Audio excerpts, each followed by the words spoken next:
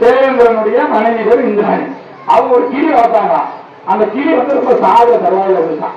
உடனே இந்த இந்திராணிக்கு ரொம்ப கவலை, ஐயோ நம்ம வளர்த்த கிளி சாகுற தருவாயில இருக்குது, நோய்வாய்ப்பட்டு எப்படி காப்பாற்றுறது. உடனே இந்திரனுக்கு என்ன ஆகி போச்சு, நம்ம மனைவி ரொம்ப கவலைப்படுறாங்கன்னு சொல்லி இந்த கிளியை எப்படியாவது காப்பாற்றணும் அப்படின்னு சொல்லி படைத்த பிரம்மன்ட்ட போகலாம். இந்த கதை நல்லா கவனிங்க, விதி எப்படி வேலை செய்யுங்கிறது நீங்க புரிஞ்சு. என்ன பண்ணாரா, பிரம்மன்ட்ட போனாரா.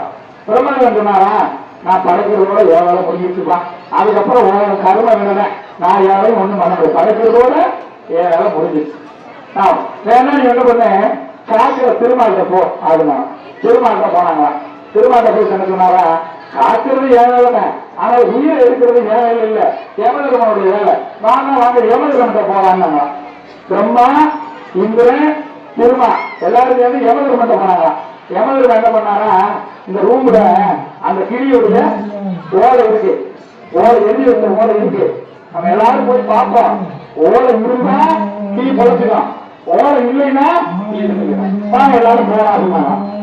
இந்திரன், பிரம்மா, குருமார், யமன் இவங்க 4 பேரும் அந்த ரூம்ல போனாங்க. ஒரு ஓலை கீழே விட்டுட்டான். எடுத்து படிச்சு பார்த்தா அது என்ன எழுதிருக்கு தெரியுமா, இந்திரன், குருமார், பிரம்மா, யமன் 4 பேர் எப்ப இந்த ரூமுக்குள்ள வருவாங்களோ அப்ப அந்த கிளி சிட்டு போகணும் எழுதிருந்தான். புரிஞ்சா விதி எப்படி எழுதிருந்தது, அந்த கிளிக்கு எப்படி எழுதிருந்தா, இந்திரன், பிரம்மா, பெருமாள், யமன் இவங்க 4 பேர் எப்ப இந்த ரூமுக்குள்ள வர்றாங்களோ அப்ப அதை கிளி செத்துருவோம். நீங்க 4 பேர் சும்மா இருந்ததுனாலே கிளி பழத்திருக்கோம் இல்லையா.